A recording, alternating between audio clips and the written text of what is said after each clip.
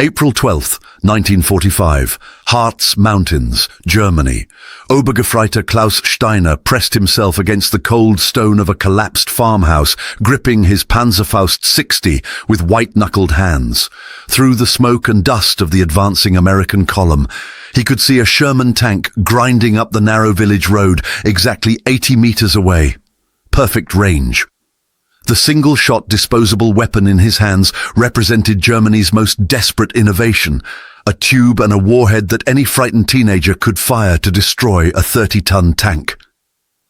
Steiner had watched his comrades use these weapons with devastating effect for months. Close range. Wait until the tank fills your sight picture. Aim for the side armor. Fire and run. The Panzerfaust had given Wehrmacht infantry a fighting chance against overwhelming Allied armor superiority.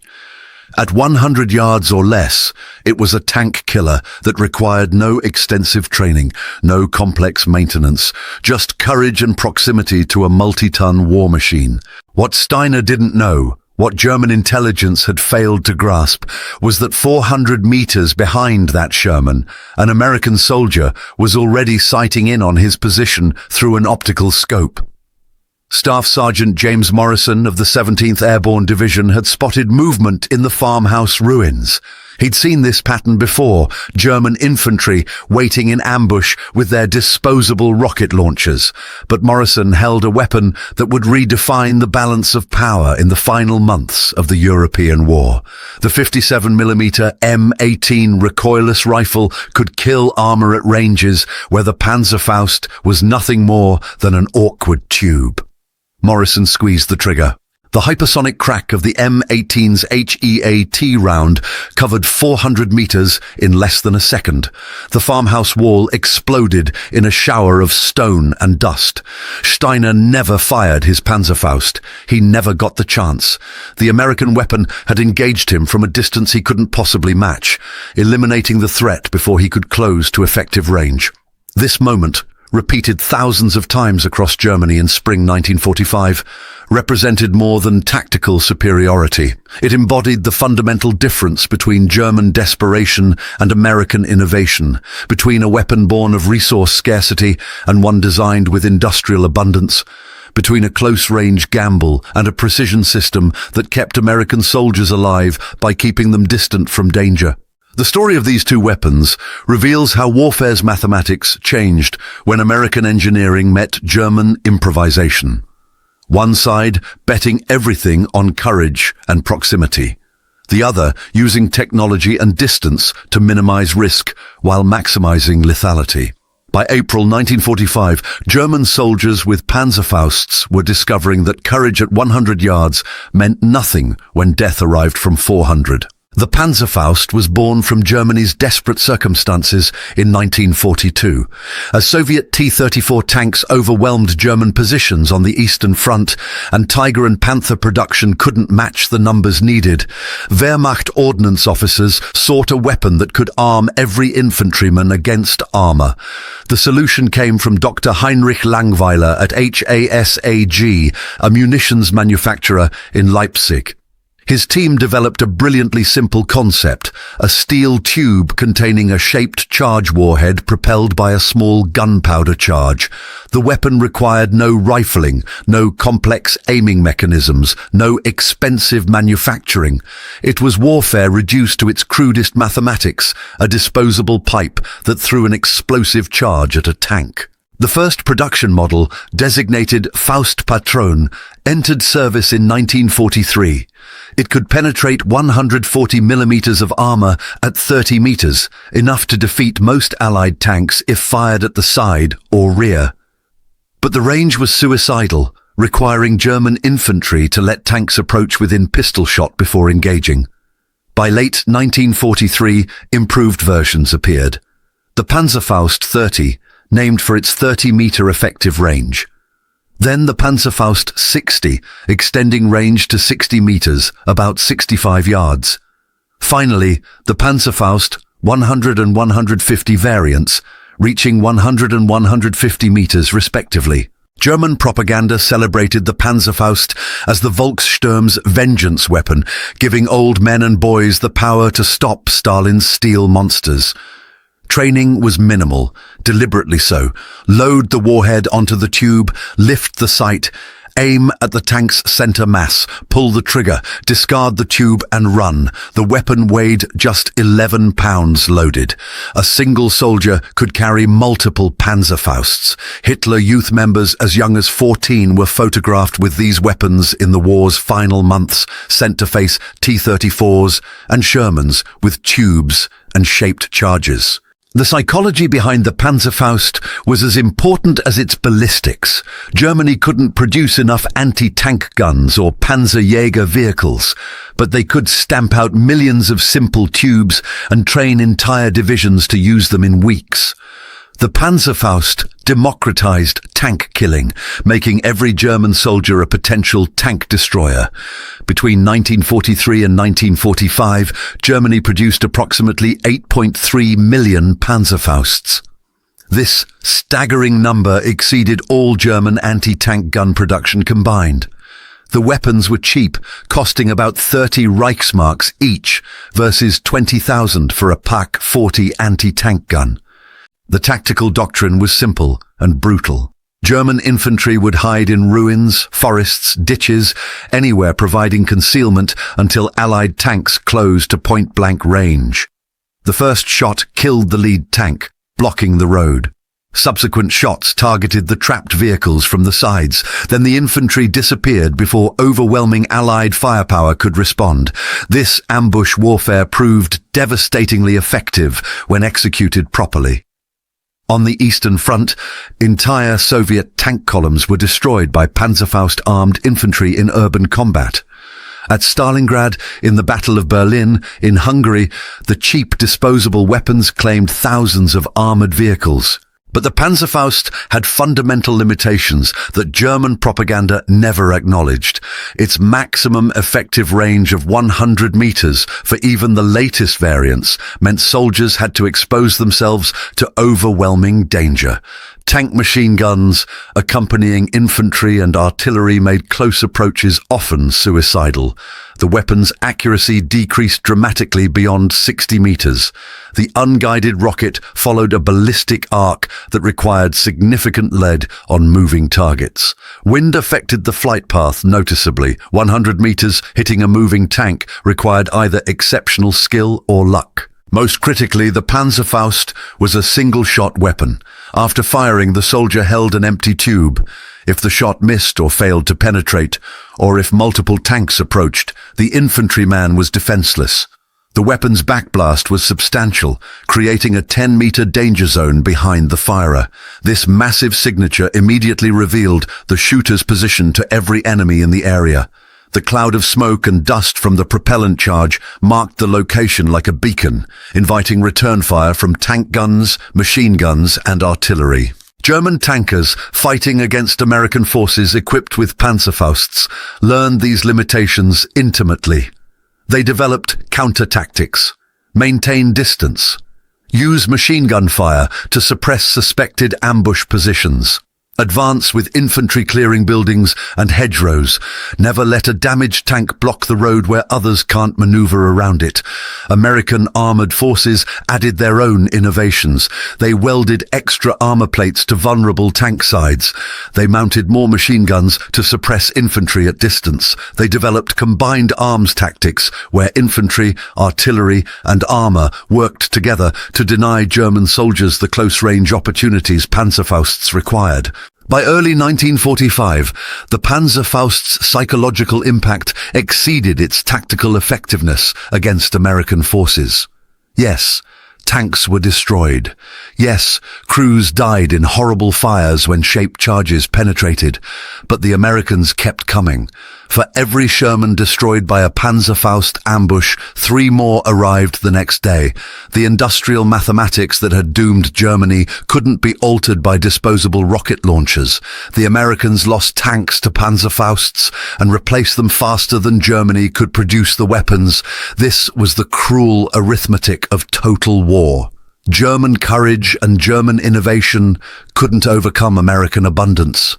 While Germany armed teenagers with disposable tubes, America was developing a fundamentally different approach to infantry anti-tank warfare.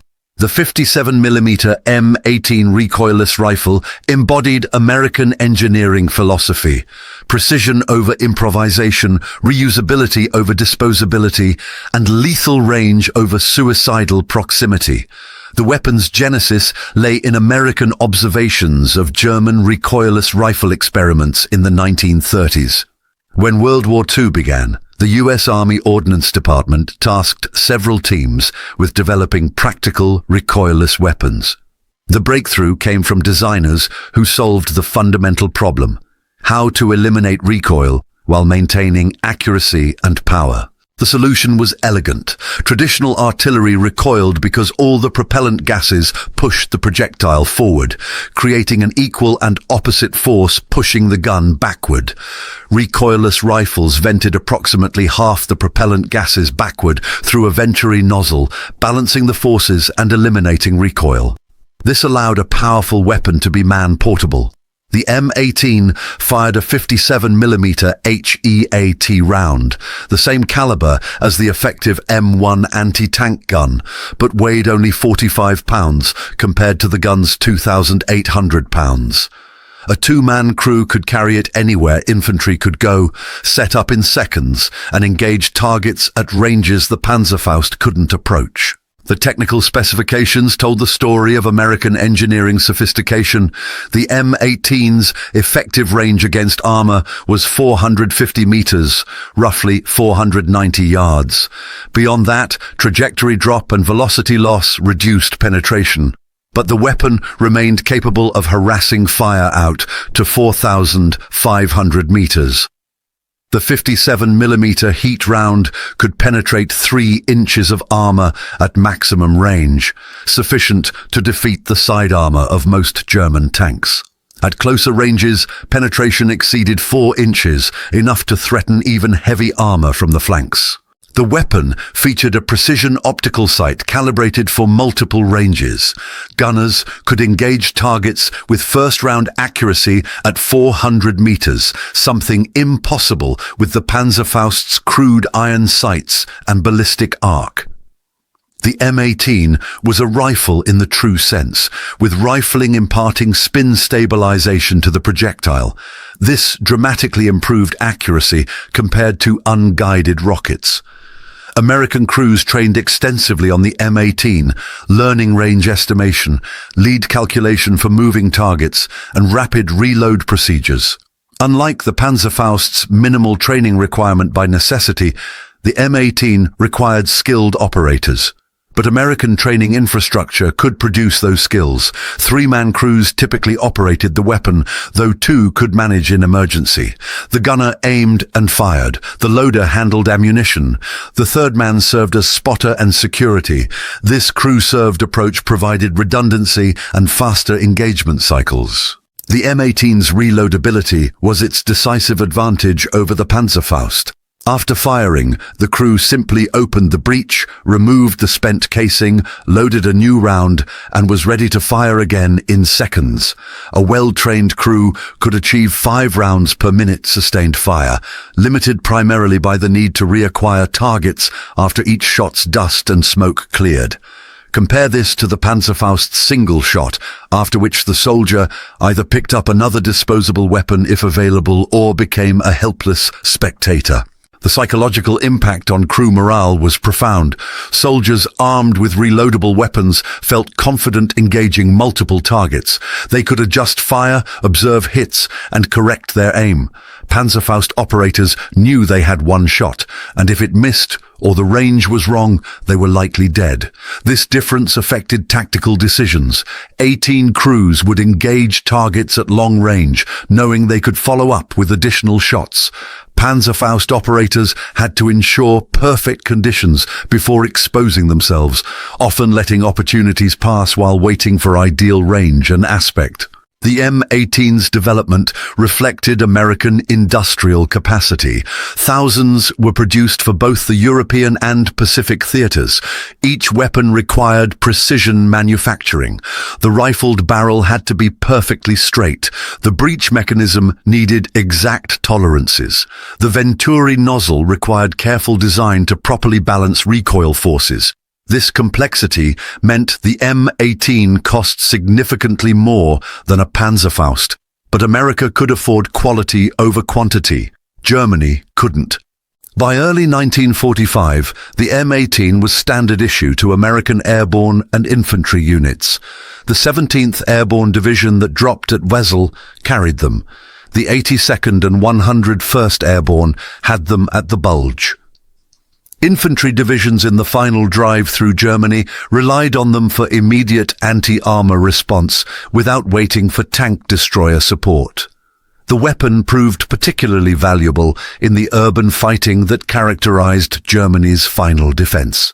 In cities where tanks moved slowly through rubble-choked streets, M18 crews could position at intersections, covering multiple approach routes at ranges where Panzerfaust ambushers couldn't reach them. The M18 also filled a critical gap in American combined arms doctrine.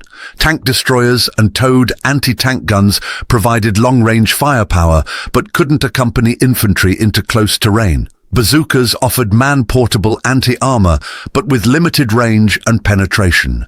The M18 bridged these capabilities, giving infantry organic firepower to defeat armor at medium ranges without waiting for heavier support. This flexibility proved decisive in the fluid warfare of Germany's collapse. The first major encounters between Panzerfaust-armed Germans and M18-equipped Americans occurred during the Battle of the Bulge in December 1944. German Volksgrenadier divisions, heavily armed with Panzerfausts, attacked through the Ardennes seeking to destroy Allied fuel dumps and split American forces. The ambush tactics that had worked against Soviet armor on the Eastern Front were supposed to compensate for German numerical inferiority. At Bastogne, defending American paratroopers from the 101st Airborne faced repeated German infantry attacks supported by armor. The paratroopers had brought M18 Recoilless Rifles in their initial deployment, a last-minute addition to their equipment list that proved invaluable.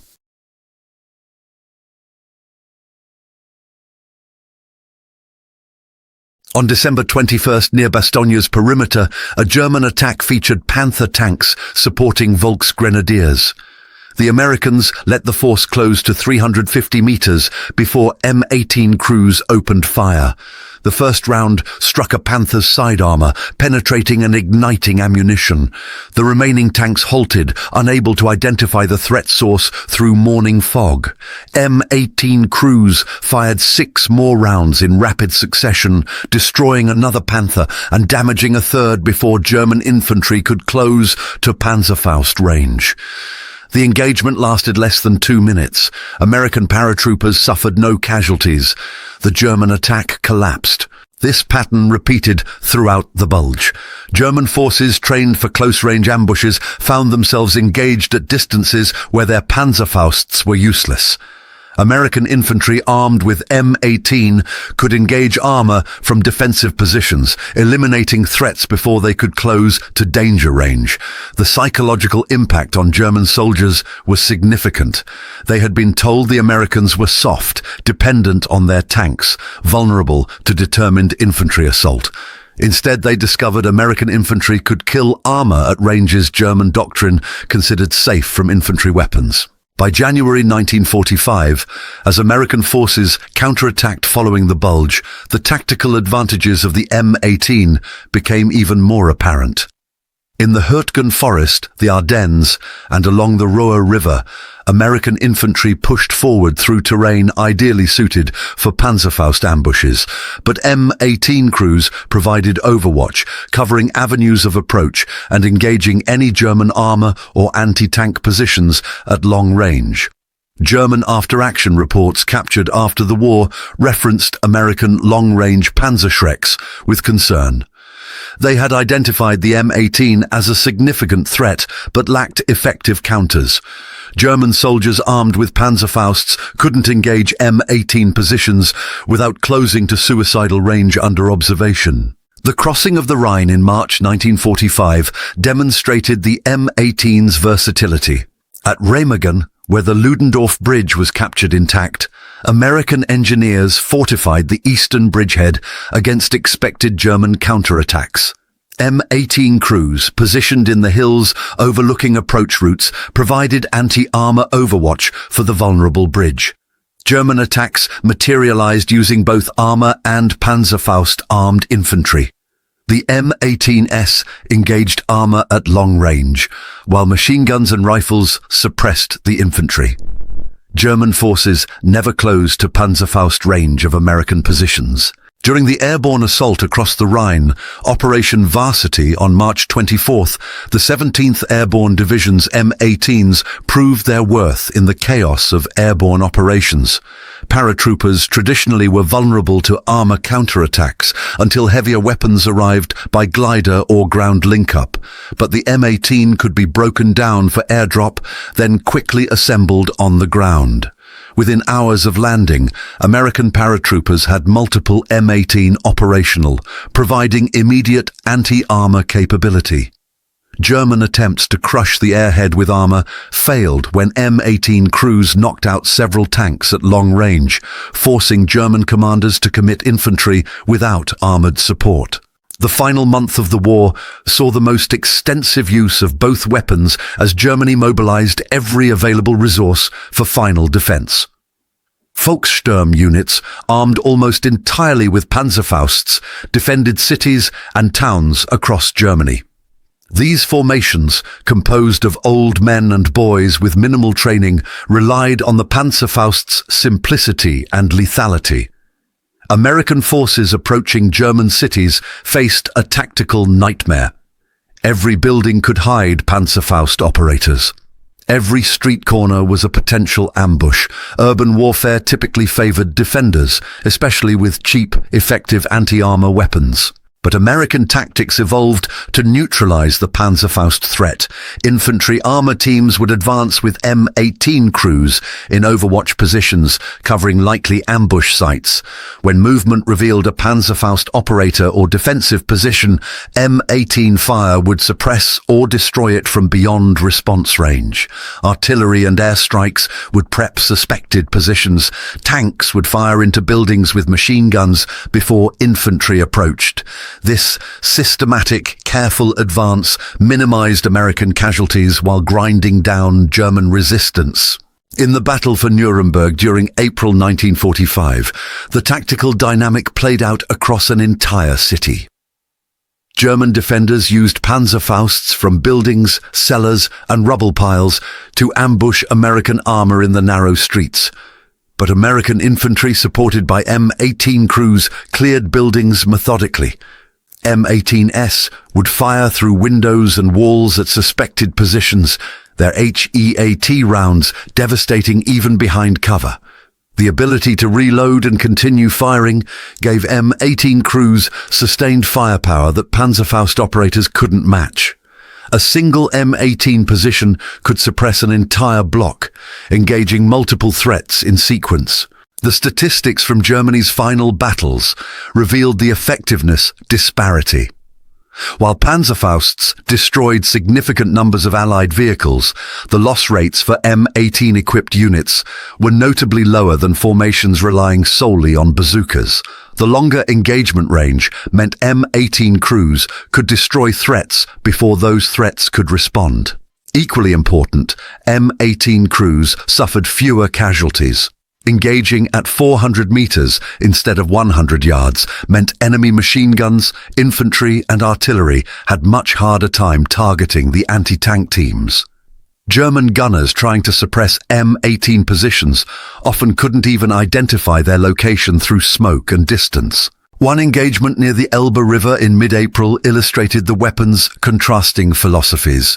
A German Volkssturm company, armed with 24 Panzerfausts, set up an ambush for an expected American tank column. The position was well chosen. a narrow road through forest with limited maneuver room. Range to the kill zone was about 60 meters, perfect for Panzerfausts. But American infantry advancing as a security screen spotted the ambush. 18 crews moved into position 300 meters from the German positions and began systematic destruction. The 57mm heat rounds tore through the forest cover, exploding trees and creating shrapnel that wounded multiple defenders. The Germans couldn't respond. Their Panzerfausts couldn't reach the American positions. After 15 minutes of one-sided engagement, the German survivors withdrew, leaving their unused weapons behind. Not a single American had come within Panzerfaust range. This tactical reality created a psychological crisis for German defenders in the war's final weeks. Soldiers armed with Panzerfausts knew the weapon's limitations intimately. They understood they had to let enemies approach to near-contact range, exposing themselves to overwhelming firepower for that single, desperate shot. Many chose to surrender rather than attempt such suicidal attacks. Captured Germans frequently cited the Americans' long-range anti-tank capability as demoralizing. They felt helpless against weapons that could kill from beyond their response range. The contrasting designs reflected the different military cultures that produced them. The Panzerfaust embodied German military tradition of aggressive close combat, individual courage, overcoming material disadvantage, and acceptance of heavy casualties in pursuit of tactical success. It was a weapon for desperate men in desperate circumstances, designed to arm a collapsing military with anything that could threaten enemy armor. The M18 reflected American military philosophy of minimizing risk through technological superiority, using industrial capacity to provide soldiers with the best possible equipment, and preserving lives through standoff engagement. It was a weapon designed by a society that valued its soldiers' lives and had the industrial base to provide sophisticated tools. The production numbers told the story of these different approaches. Germany manufactured approximately 8.3 million Panzerfausts between 1943 and 1945, a staggering number that required minimal industrial capacity.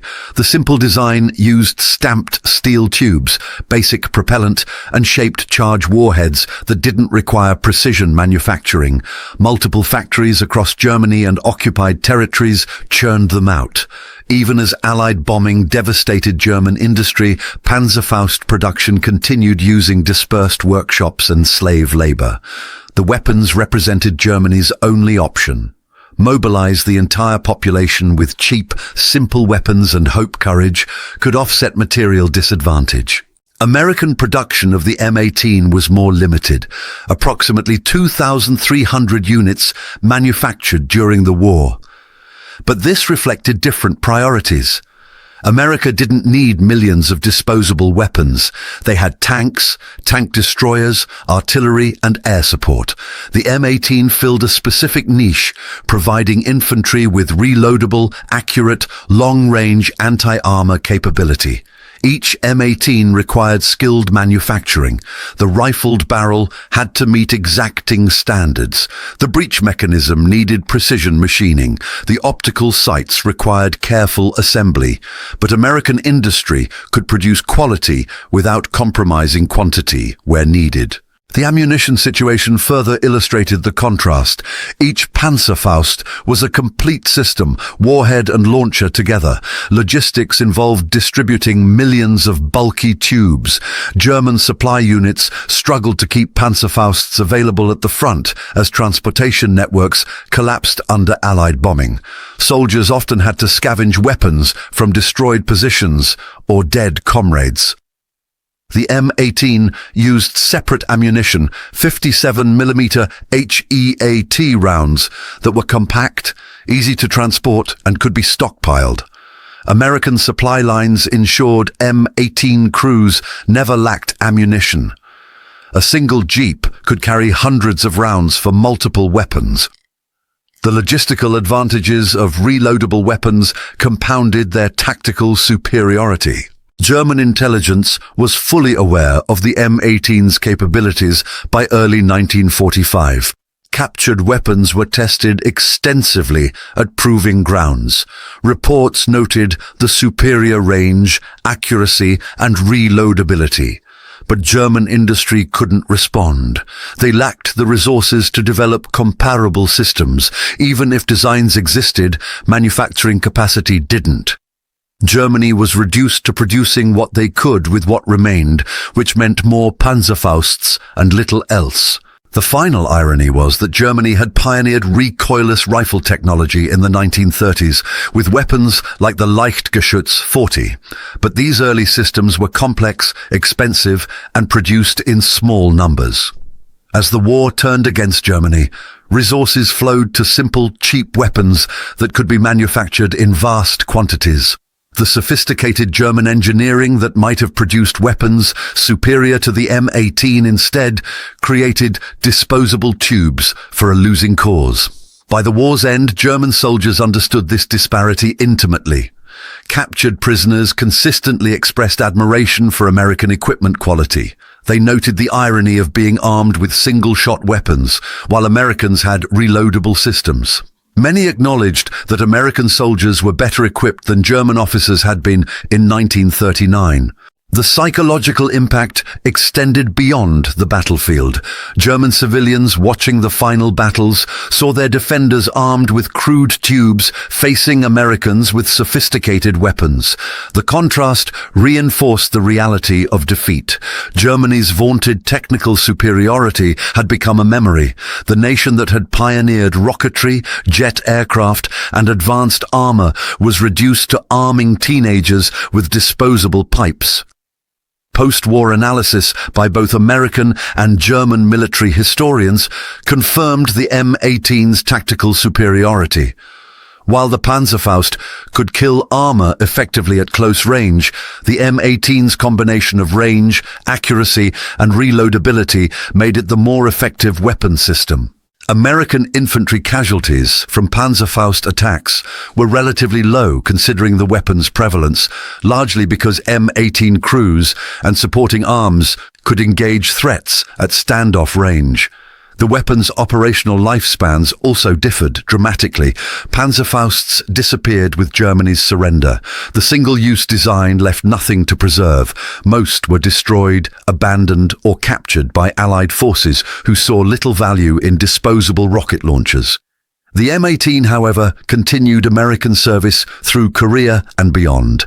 The basic design proved so sound that updated versions remained in use through the 1960s.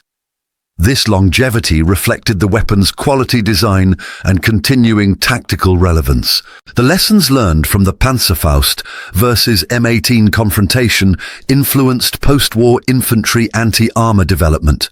The Soviet Union, impressed by the Panzerfaust, developed the RPG series that combined Panzerfaust's simplicity with reloadability. American forces continued developing recoilless rifles, culminating in the M67 90mm weapon. Both approaches acknowledged that infantry needed organic anti-armor capability at ranges beyond small arms. In spring 1945, as Germany collapsed, the tactical reality was undeniable. Panzerfaust-armed German infantry could threaten American armor only by accepting suicidal risks. M18 equipped American infantry could destroy German armor from safe standoff ranges. This wasn't a slight advantage, it was a fundamental difference in survival rates and mission success. German soldiers with Panzerfausts waited in terror for tanks to close within 100 yards, knowing that exposure meant death. American soldiers with M18s engaged threats at 400 yards, destroying dangers before those dangers could respond.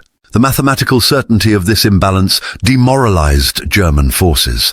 Courage couldn't bridge a 300-yard gap in effective range. Training couldn't compensate for single-shot versus repeatable fire. German initiative couldn't overcome American technological superiority. Every engagement reinforced these truths. The Panzerfaust was a weapon of desperation, effective only when conditions aligned perfectly. The M18 was a weapon of calculated superiority, effective across a wide range of conditions. On May 7, 1945, Germany surrendered unconditionally. Across the former Reich, millions of Panzerfausts lay abandoned in ditches, basements, and storage depots. The weapons that were supposed to make every German a tank killer had failed to prevent defeat. They had destroyed thousands of Allied vehicles, they had killed thousands of Allied soldiers, but they couldn't overcome the fundamental reality that Germany was fighting industrial powers that could replace losses faster than cheap weapons could inflict them. In American armories, M18 Recoilless rifles were cleaned, inventoried, and prepared for potential Pacific service before Japan's surrender made them unnecessary. These weapons had proven their worth in Europe. They had given American infantry confidence when facing armor. They had kept soldiers alive by letting them engage threats at distance. They represented the American approach to warfare. Use technology and resources to minimize risk while maximizing effectiveness. The story of the Panzerfaust and M18 is ultimately about choices made by different societies in different circumstances. Germany chose to arm millions with single-shot weapons because they had no alternative. America chose to arm thousands with sophisticated reloadable systems because they could afford quality. Germany's choice reflected desperation and dwindling resources. America's choice reflected industrial abundance and technological confidence. For the German soldier pressing against a ruined wall in April 1945, gripping his Panzerfaust and watching an American tank approach, the weapon in his hands represented a cruel mathematics. He would get one shot. He would have to let the tank approach to killing range, exposing himself to every weapon the tank carried. If he missed, or if the charge failed to penetrate, or if a second tank appeared, he would die. The Panzerfaust gave him a chance, but it was a desperate gamble with death as the likely outcome. For the American soldier positioned 400 yards away, observing through an M18's optical sight, the weapon at his side represented certainty. He could engage the threat from relative safety. If he missed, he could reload and fire again. If multiple threats appeared, he had sustained firepower. The M18 gave him not just a chance, but a significant tactical advantage that kept him alive while completing his mission. This difference between desperation and confidence, between one chance and multiple options, between closing to contact and standing at distance, defined the contrast between Panzerfaust and M18. It was the difference between a losing nation's last hope and a winning nation's systematic superiority.